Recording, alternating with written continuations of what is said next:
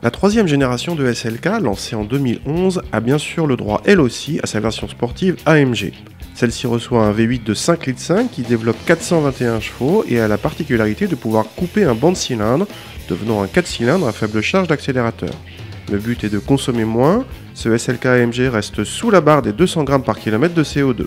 Cette version se reconnaît extérieurement à un kit carrosserie spécifique incluant un diffuseur arrière, des ouïes chromées sur les ailes avant, deux doubles sorties d'échappement chromées ou des jantes de 18 pouces de série. A l'intérieur, notre modèle accueille ses deux passagers avec une belle sellerie cuir à la fois sur les sièges et jusqu'en haut de la planche de bord. Les aérateurs chromés sont repris de la SLS et flattent les occupants. Notre modèle a droit à un spectaculaire toit vitré à opacité variable, mais il s'agit d'une option à 2400 €.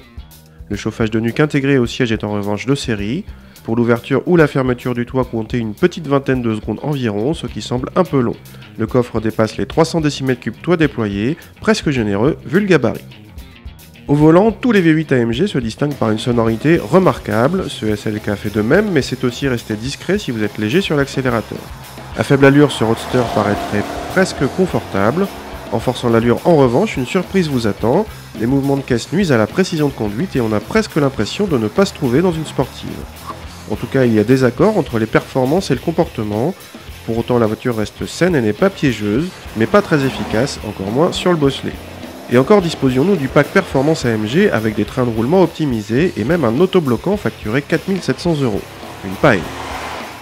En revanche, pas de déception côté chrono, ça déménage puisqu'on passe de 0 à 100 en moins de 5 secondes.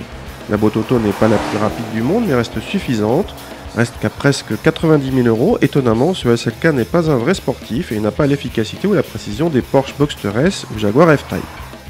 Pas un vrai sportif soit, mais il reste un roadster quand même très performant et sacrément attachant.